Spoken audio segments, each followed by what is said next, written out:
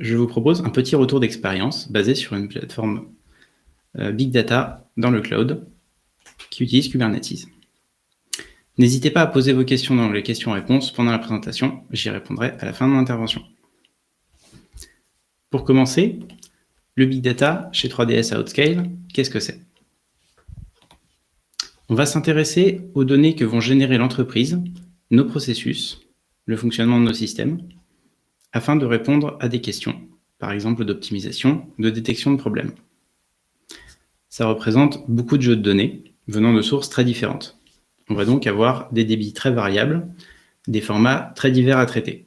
La métrologie, des événements d'exploitation, des journaux systèmes, des bases de données, etc. Alors on ne peut pas exploiter toutes les données. Il y a un processus bien défini, évidemment, qui conduit à valider le traitement des données, quelles données on va pouvoir collecter ou non, et sur combien de temps on va pouvoir les exploiter. Une fois ce processus validé, on va chercher à capturer et à explorer les données sélectionnées. Et là aussi, il y a des challenges. Certaines sources ne sont pas conçues pour conserver de l'historique, ce n'est pas leur fonction, ce n'est pas leur cœur de métier. D'autres ont des formats internes complexes. On a besoin d'outils pour répondre à cela, qui dépendent de la source. On va donc chercher à être flexible sur les stacks logiciels d'exploration. Donc, on utilise beaucoup d'outils différents. Jupyter Notebooks, Apache Spark, Kafka et bien d'autres. Cette stack a des variations en fonction de la problématique qu'on cherche à résoudre.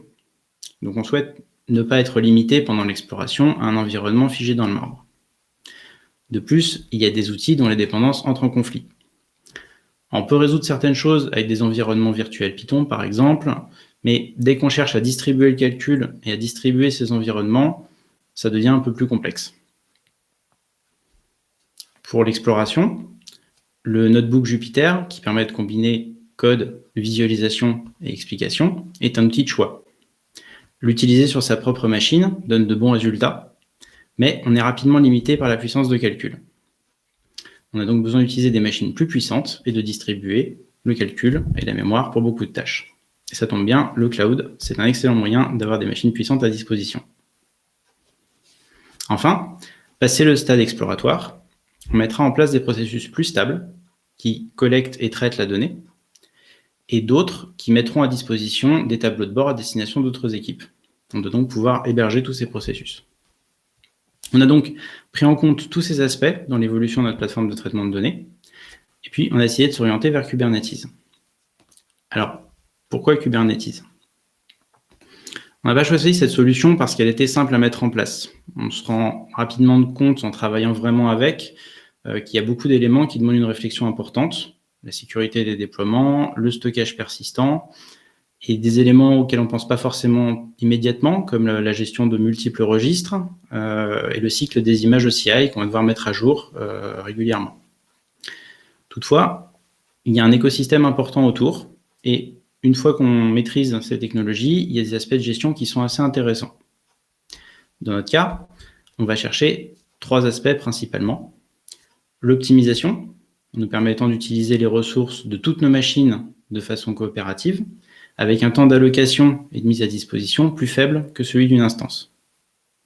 L'agilité, on va pouvoir déployer différentes stacks logicielles sans perdre du temps à gérer leur cohabitation et la configuration spécifique de celle-ci sur une distribution précise. Il est en plus de plus en plus fréquent que les projets logiciels fournissent une image OCI et des bonnes pratiques d'implémentation en conteneur, voire des opérateurs pour certains. Et enfin, on va chercher une élasticité. Comme Kubernetes va pouvoir gérer pour nous le côté déploiement de la tâche, on va pouvoir beaucoup plus facilement ajouter ou supprimer des ressources pour accueillir ces tâches, sans avoir à reconfigurer des machines ou des systèmes d'exploitation. Alors, je vais faire un focus sur 2 outils en particulier, Apache Spark et Notebook Jupyter.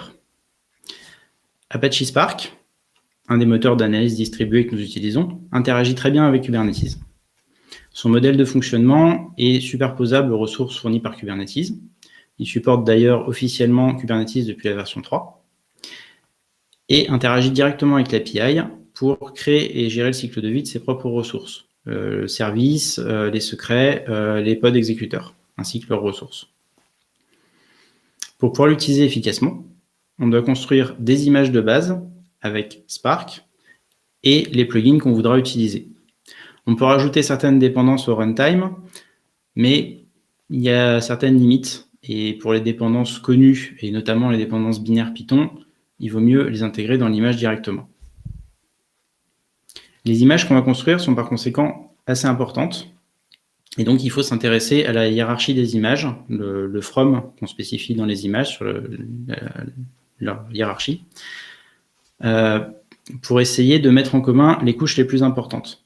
On pourra par exemple faire une image de base avec Spark, puis baser dessus celle de notre applicatif.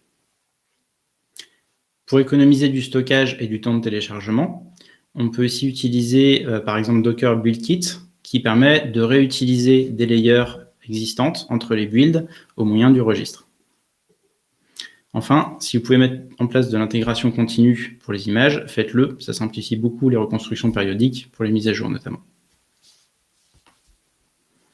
Autre outil que nous avons déployé, les notebooks Jupyter, qui permettent de travailler en mixant code, graphes et texte explicatif en une seule interface. Nous allons utiliser Kubernetes pour le distribuer, pour répartir les notebooks sur plusieurs machines et éviter une concentration d'utilisation de ressources sur un seul et même gros serveur. Notre déploiement est basé sur les mêmes principes que Zero to Jupyter Hub, qui est un projet officiel et qui fournit notamment un chart Helm et un jeu d'images pour démarrer facilement. Alors, il y a des personnalisations à faire et ce dont vous aurez besoin dépend beaucoup de votre environnement. Pour notre part, il nous a fallu notamment créer un connecteur OpenID Connect et des images personnalisées pour les différents éléments. Nous avons utilisé le CSI Driver fourni par 3ds Outscale pour gérer les volumes persistants des utilisateurs. Enfin, nous avons rendu possible l'utilisation de Spark dans le notebook, ce qui permet de lancer relativement facilement du calcul distribué à partir de son navigateur. Le plugin JupyterLab Spark Monitor permet d'intégrer l'interface utilisateur Spark dans le notebook. Alors, avec cette transformation de notre plateforme de traitement de données, on a pu effectivement gagner en flexibilité et en élasticité sur le déploiement logiciel. Et on a aussi pu gagner en efficacité, puisqu'on a réduit notre besoin en ressources. Toutefois, Kubernetes nécessite un apprentissage important sur les outils, sur les méthodes de déploiement notamment, qui peut ne pas convenir à toutes les équipes ou toutes les organisations. Il nous reste aussi également des choses à améliorer, par exemple sur l'orchestration des tâches entre elles, puisque la planification d'une tâche sur un cluster, c'est relativement simple, mais quand on va lancer plusieurs tâches importantes simultanément, on peut avoir des impacts, notamment des épuisements de ressources, un temps de traitement très allongé, etc. Donc on garde actuellement du côté de scheduler alternatif, comme volcano.sh, pour mieux planifier les workloads.